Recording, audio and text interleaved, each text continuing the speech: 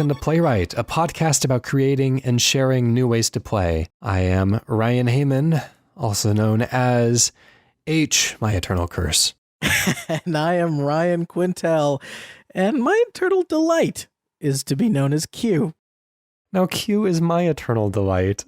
Oh, I see. Yes, we're getting way too cheeky way too soon. So, still as a new show, we're trying to get our name out there, although I read on Twitter, Q, that you ran into a bit of trouble trying to spread the word, trying to spread the good gospel of Playwright. It's true. So I may have gotten us banned from r/gaming.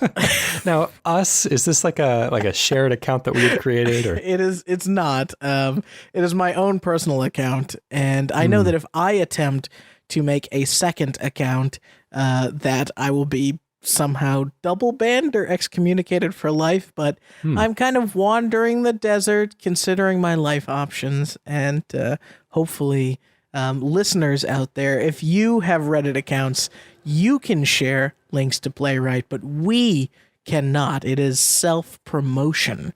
So none of that will be had on r/gaming. I received an email must have been like a year back now or something like that from Reddit, just saying like, hey, your account is having some sort of suspicious activity.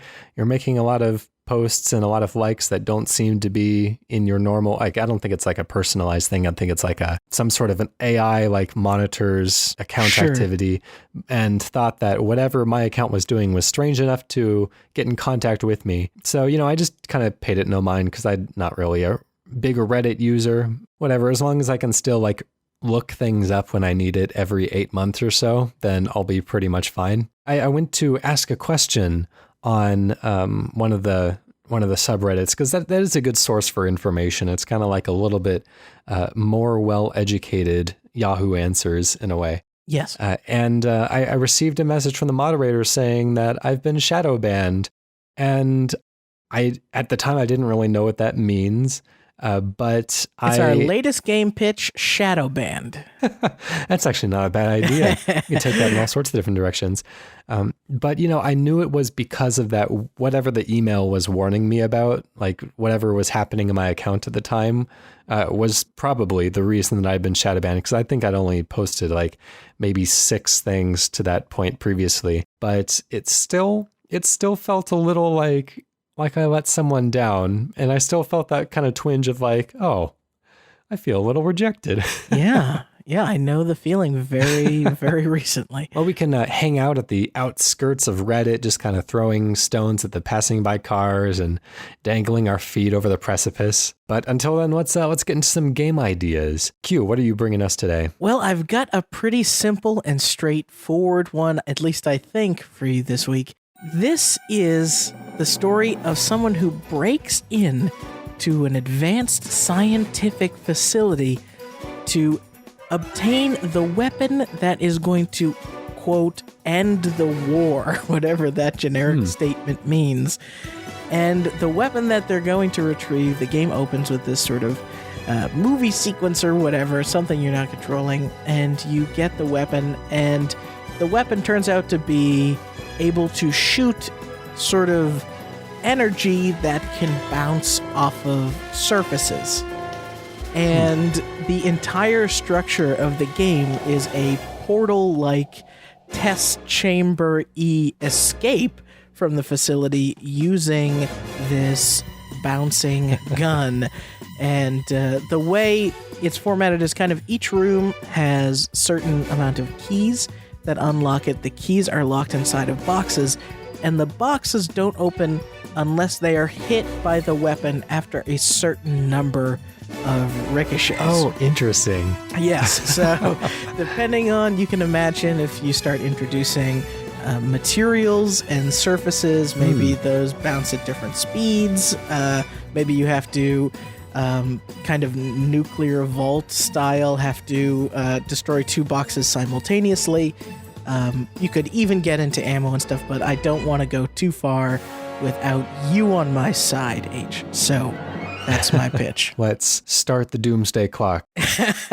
Oh, too real. So to get into the kind of touch points and reference points, this makes me think of course, that kind of first-person puzzle, not platformer really, but kind of a puzzle shooter type of scenario, first-person puzzle games that Portal kind of popularized. There was a whole bunch of them. Cube, The Ball was another one of those games. There's a whole bunch of them from that kind of era, and they still come out every once in a while today. It is a really cool, like, aesthetic. It's a really good way to create these puzzle scenarios.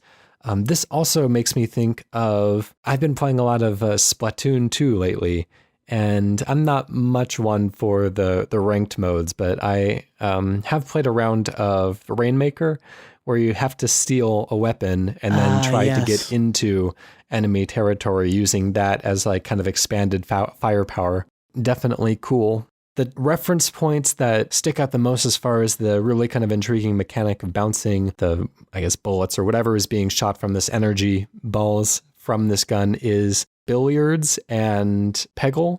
Being able to kind of line up those shots and, kind of like those master pool players do. Yes. They can know where, if you hit one of those dots on the side of the table, it'll bounce in a very predictable direction, and they can do trick shots and, bounce the balls into each other and then into the pockets and do some pretty amazing things. There's a whole kind of arena of trick billiards players who just do show-offy type of moves. Yeah, that was totally in my mind. Even one of my favorite pool trick shots that usually anybody who is knowledgeable enough to try to impress at a party will always try and do the ball jumping over. The cue ball jumping over, say, the other team's color and hitting the proper color. So I keep wondering how surfaces come into play, if they're reflective surfaces or whatever, or if there are surfaces that absorb the energy.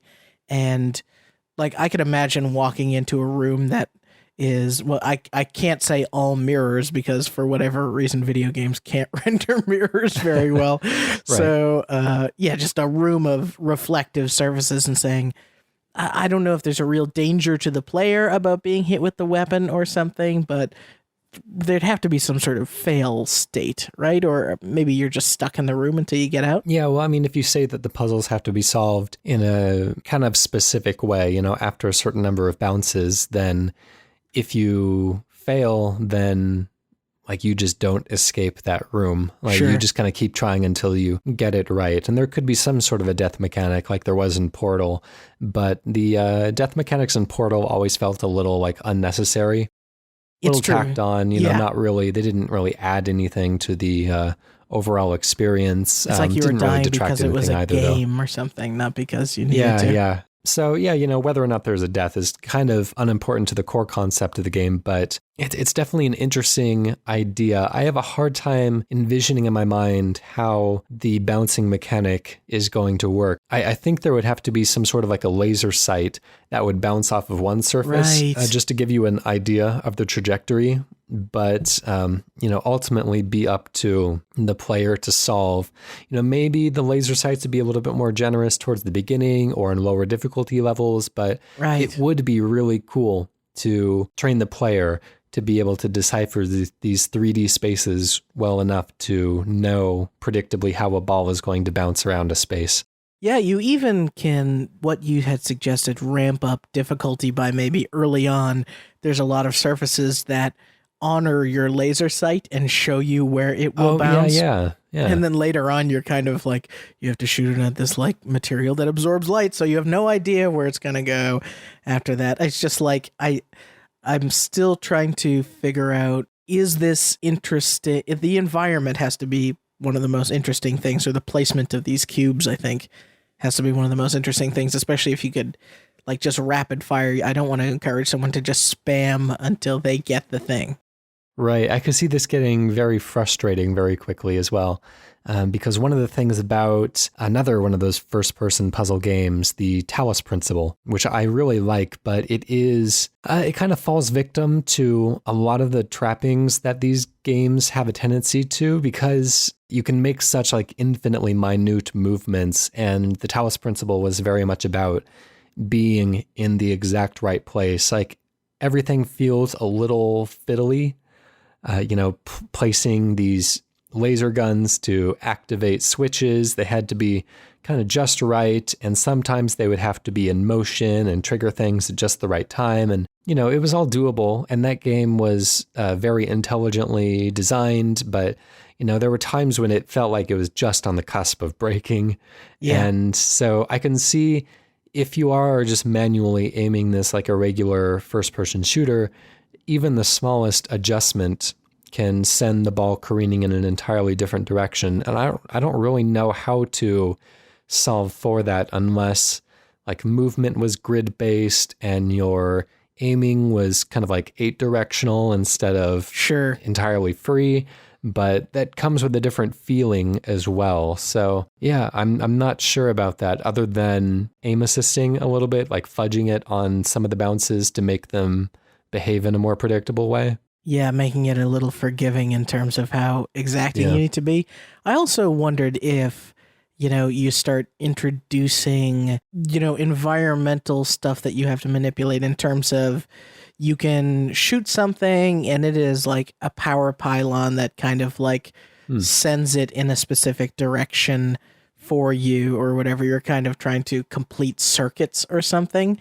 But then maybe where it spits it out, you have to, drag, almost like God of War style, drag giant pieces of the environment into angles or whatever to reflect light. Having to activate a switch, like 3 bounces into it, and then sending that same ball of energy into the, open for a very short time receptor. Yeah. Because there are a few puzzles like this in Portal. There's some where you have to bounce balls around on tilted platforms and whatever and hit them into their receptors. And so this kind of thing definitely can work. It just gets a little fiddly. Even in Portal, those balls were not created by the player. They were on a very specific course, and they could hit only a very specific number of predetermined platforms. It is why I like the idea of, I initially was thinking multiple ammo types. I think that could be too complex, but if you had, say, control over the speed of the projectile some way, then you can have a scenario where you're trying to manipulate the environment to reflect things at the proper time so that 2 boxes get hit at the same time and kind of open up and free you from a room. Or it could even be you're sending out a little camera drone that would behave kind of like the ball in Dangerous Golfing or the remote control Batarang from Arkham Asylum. Oh, yes. To give you some sort of visual control, some sort of like aftertouch on this thing. So it's not just kind of like shoot it and forget it. Like, you kind of inhabit the ball at that point. It would be very satisfying then to kind of collide with the box and unlock the door. As long as that wouldn't make it too easy. And it is kind of nice to be pulled away from it as well and kind of see all the whole like Rube Goldberg machine like slide into place and see your handiwork that you planned for. There's also an aspect of kind of like miniature golf about this as well, like setting up the right shot. And, I just recently played actually an entrant for a local game jam, and it's a VR game. Essentially, it's kind of like a 3D mini golf. You're just kind of floating in space, and you have these tubes that can turn and curve all over the place, and you can pull back on this ball, kind of like it's in a slingshot or something, and then release it, and it bounces around these tubes, and you have to get it into the hole at the other end in a certain number of hits. And so if it kind of operated under like golf rules, then that could be a way of making it work as well. Yeah, that's really interesting to consider. I mean, I think it's going to be a balance of how much control do you give before it feels like cheating, essentially, right? Now, of course, you said that this was set in a science facility,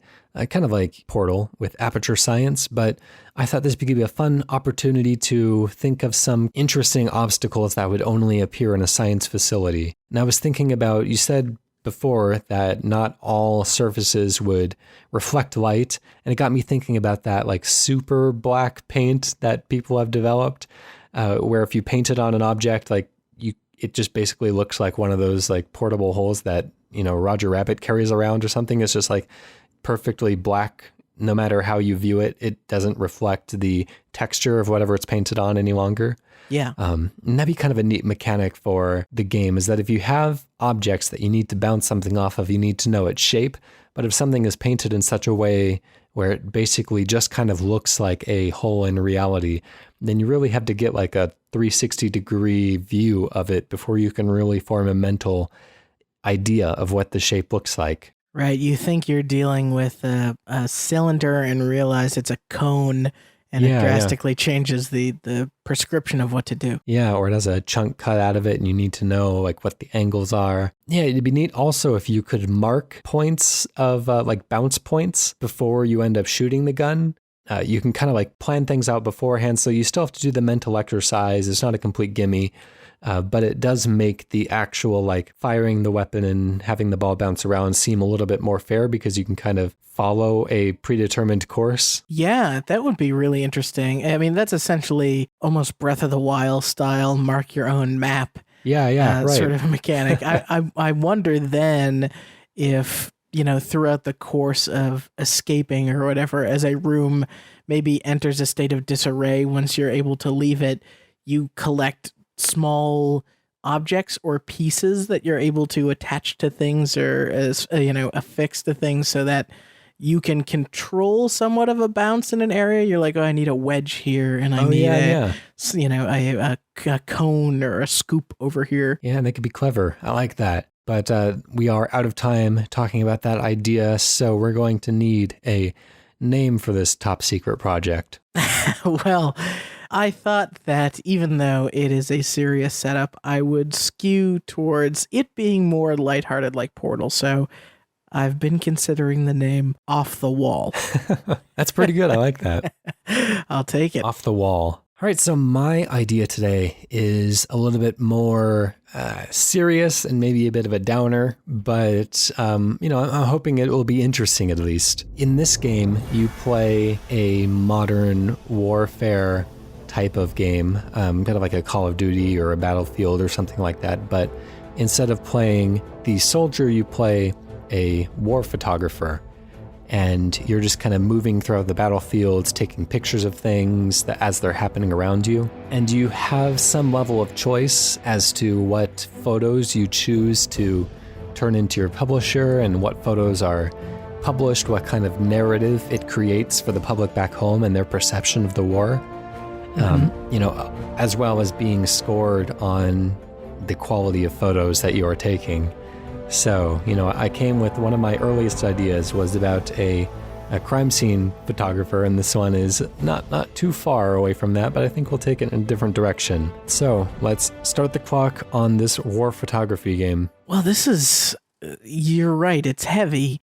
I can't help but immediately start drawing a comparison to, I don't know if you're familiar with 1979 Revolution Black Friday, I think is the full name of it. Is that a game? This is a game where it's mostly a narrative game, although you are playing a photographer and you're supposed to be documenting the Iranian revolution. Oh, yeah, that sounds familiar, yeah. What's interesting about what I think your game could be here is we so often are the cause of violence or horror in these war games, but very often the action is always happening in a very bombastic way, especially with like a Call of Duty or whatever, that we're very often not put in a situation where we're forced to kind of sit with it and have to deal with the kind of aftermath that, we've created in that scenario. But in this case, I imagine the photographer isn't necessarily taking up arms. So I'm trying to think of if there even needs to be a mechanic of what light you're portraying each side of this war in, and, what the public's influence is on all of this. I think mechanically on like a moment-to-moment level, I would want it to play kind of like a Call of Duty, like a cover shooter. Like you are actively avoiding gunfire. You aren't just taking photos in your nice, safe little booth. And you have to, take risks to get to the places to get the good shots. And you have to try to sneak around your enemies so they don't find you and shoot you. Or you could try to like blend into the local populace. And you can choose to take photos of the people peaceful in their village, or you can choose to take photos of the soldiers out fighting the war. You can take damning photos of the enemy, or you can take photos of the home country army, maybe doing some unethical things as well. And so I want to, in some way, mechanically reinforce the idea that the spread of information in a war can affect the outcome, not to necessarily the same degree as force, but it can be a prevalent force, because we started to see that in like World War I. The photography that came out of that war definitely kind of shifted the public's opinion about the war in general. Yeah. And, a lot of the propaganda in World War II and a lot of the kind of like negative publicity that Vietnam War got, and all of the, images coming out of that war. And it's just a really interesting part of conflict. I wonder how far to lean into some of the photography aspects of it, because I think video games will occasionally put in a photography mechanic, but they're not really going all the way in it. Like a real war photographer might have to, decide what lens to use in the field day, or have a backpack. You can have your weapon wheel with all your lenses. Of like different lenses or whatever.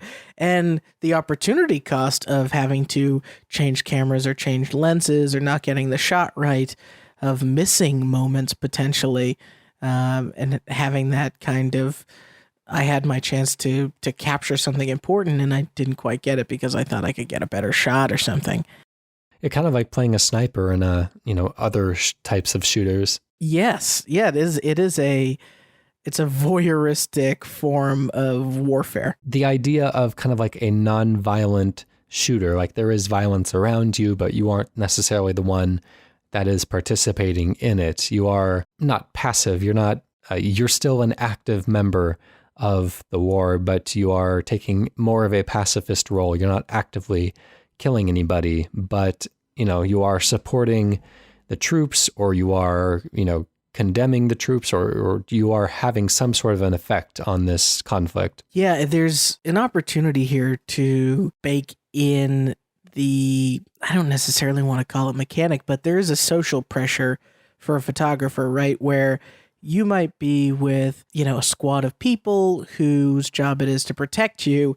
If you're not making them or, their country look very good, what is the likelihood they're going to protect you? I mean, you can still, this is a game unlike the one that we just talked about, where death would actually be a very meaningful consequence of what's going on. Yeah.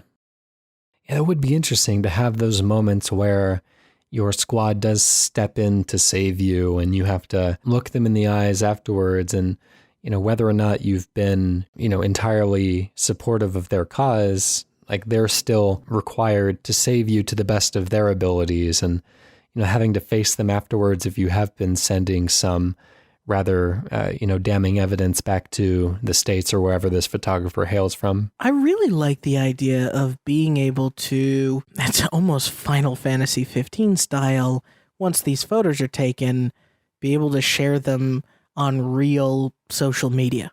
The idea of presenting war through your personal photographer's eyes, and whether that is, for some people it might be glorious, for some people it might be horrible, and to see the reaction from your own, social network in terms of how they respond to what you decided was the important thing to shoot. Yeah.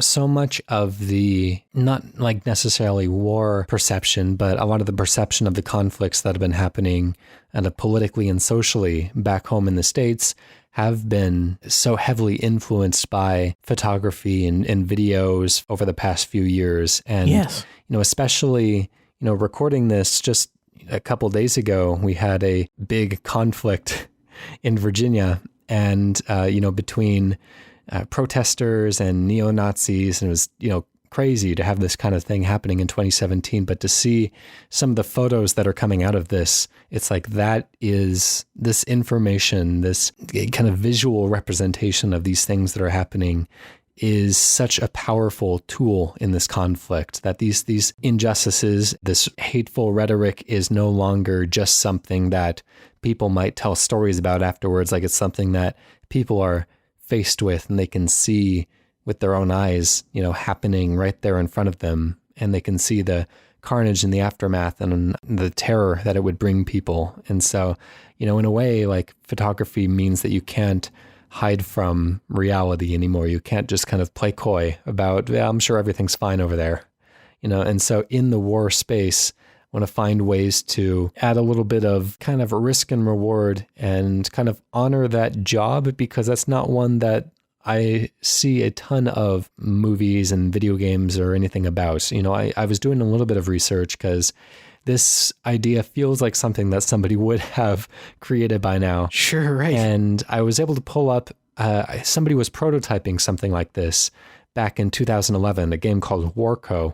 But from what I understand, like I was not able to pull up any reference to that after 2011. And so I think they probably abandoned the project, if I were to guess. They have kind of a really rough trailer up on YouTube, but that's about it. So I think this is otherwise completely kind of unexplored territory, and I think there's a lot that can be done here. I know that we're coming up against time, but I do want to suggest to you that it's interesting to be the kind of sort of life and death photographer physically in this space, but I think another angle of this that is interesting is so many games now have that disembodied photo mode where you have, limited place that you can kind of walk around or wander around, but you've sort of frozen time, and how you're choosing to capture it is a little bit more freeform. And, I think that this game, to me, in my head, leans so heavily into, graphical realism that, like some of the stuff we've seen more recently, being able to capture the real ugliness of a person's expression or the real fear in a victim's eyes might not necessarily mean that you have to be doing it from behind cover. Maybe it's just about, a limited number of pauses and finding the right moments to make it happen. That is a different direction. I wish we could explore that more, but as for right now, we have to close our war journal and document our findings so far. So we can kind of open that up to the community as well. If you want an actual physical war photographer in a place, or if you want this more limited but still kind of free open camera that you can use to photograph the war, kind of like it was a Project Gotham racing game. Yeah. Then you can let us know. You can write into us at PlaywrightCast on Twitter, or you can go ahead and throw a comment on this episode at playwrightcast.com, where all of our episodes are posted. And that is PLAYWRITECAST. So as for a name for that one, the name that I was thinking of is Viewfinder. Oh. Because View to a Kill was already taken. So, I don't want to do anything to that name. I think it's very good. Cool. Well, Viewfinder it is then. The War Photography Simulator. Yes. All right, we have one game pitch left today. This comes from Ashton Herrmann, who says, okay, here's one that I dream about every time I step into the gym. Skyrim meets Wii Fit. Basically, it's an augmented reality fitness game of sorts that thrusts players into an open world and deep RPG. But the only way to improve one's skills is to exercise them in real life. The game tracks various exercises and habits, or ties into other apps that do, via your phone, and then uploads improvements and/or losses to your player character. All right, well, let's open the door on that one. Let's see where we can take this. Knowing the two of us, fitness is pretty much something that we're experts at, right? Well, you know I what? can totally go up a whole flight of stairs without becoming badly winded. Yeah, I certainly know the feeling. I'm actually actively on a diet trying to make lifestyle changes, so I need this game to exist. Yeah, and this idea of kind of gamifying things that we otherwise wouldn't necessarily want to do has been attempted before in a lot of mobile fitness things or mobile diet things or mobile, a lot of really good depression-based software will kind of codify behaviors and give you experience points, but a lot of that is mostly just kind of numbers and text. Yeah, it's really interesting to think about, instead of just like the mobile phone companion that is tracking your steps, which is like Zombies Run is one of these type of games where they're just like, you run every day and the zombies are working at some sort of pace. So every time the zombies get close enough, it makes you run again. At least that's what I gather from what I've been told. Whereas if to get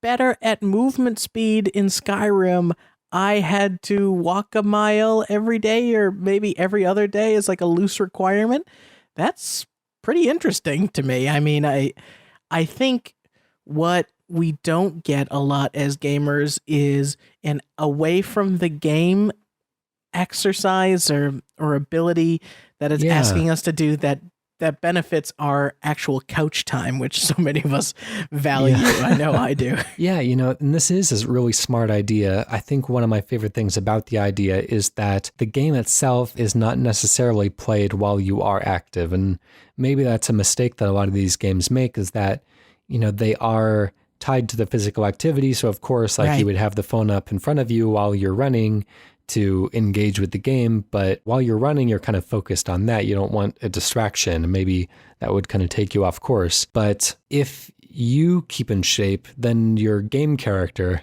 is in better shape, kind of like a Grand Theft Auto San Andreas, how CJ could get fat if you didn't eat well, but you're kind of tying that to like real world habits. And this could like interface with Fitbits or smartwatches or, even Nintendo tried something kind of like this with the 3DS. It has a step counter and you can get up to like 10 play coins every day. I think it's like 10 or 100 or something. You can get a certain number of play coins every day. And then throughout multiple, usually first party games, you could spend those play coins. And there wasn't really anything that was like hugely necessary to spend those on that would really make like a critical in-game difference. But it is an interesting idea, and it's something that definitely has some potential, especially now that we have fitness tracking, wearables that a lot of people own. Why not tie that to something that a PlayStation can read? I could be wrong, but I vaguely remember something about you could hatch a Pokemon egg a little quicker by walking around with your 3DS in your pocket. Well, there was a Pokewalker that came with Soul Silver and Heart Gold. You can transfer a Pokemon into that Pokewalker. It was just kind of a consumer grade pedometer, but you can level up Pokemon that way. And Nintendo's tried that a few times, finding fun and interesting ways to bring their games into the real world as well. And I don't necessarily think it has to be entirely tied to an unbiased metric like how many steps you took according to your phone or your watch or something. Instead, I also think it's interesting if the RPG on one hand is this completely outlandish fantasy game like a Skyrim or a Fallout or whatever, and then in the app or whatever that comes on your phone, you says, hey, what are your real goals or fitness goals that you think you can do? Maybe one of them is drinking enough water, or doing yoga and stretching. And if you feel like you're meeting those goals and you're ticking them off, maybe water becomes, mana for you, or it's giving you items. I can just imagine the push announcements it would give me, like, Aquakin, I thirst once more. Thirst for battle, but also 5 to 8 servings of water a day. That's right. I thirst for battle in 64 ounces of water. This is really, really cool. And I personally love the idea of being able to earn, whether it's just straight up earn things, or it's also interesting to think of like how fast I can go on a treadmill is my maximum character speed, like limits based on, I know that's true. I don't know if I want that personally, but limits based on your limits, because so often I know in a Grand Theft Auto game or a Grand Theft Auto Online, I am making a character that is supposed to approximate me in some ways. So whether it's their fitness level or their ability set, maybe there's ways to figure out how to mirror my own.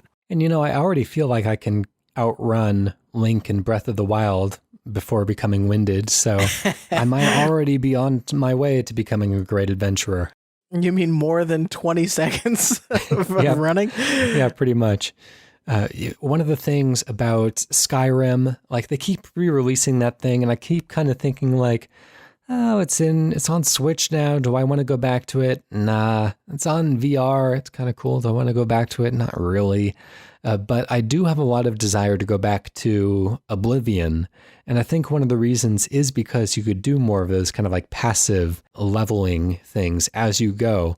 And I just remember playing that on the Xbox 360 originally and jumping everywhere that I went because Me too. Every jump that you performed, it would like level up your jumping skill. Now, and so before too long, you'd just be able to like bound over trees. I did the exact same thing. And I mean, let's be honest with ourselves. I know you can, Ashton, but there's going to be a gamer that hooks their pedometer up to their dog or something and just gets 1,000,000 points every day because they're crazy. Your butt sniffing ability has greatly improved, my lord. That's right, but you're only eating dry food. You have to stop. Yeah, but I did in Oblivion wedge myself into this little sort of banner and ceiling and did about 1,000 jumps to get, up a few levels just to see what the upper limit of that thing was. I used to use the Wii Fit pedometer, the one that came with Wii Fit U, and it was nice for a while, but it was always just kind of something that I would have to remember to clip onto my belt loop or whatever, and it was just like an extra step in the process.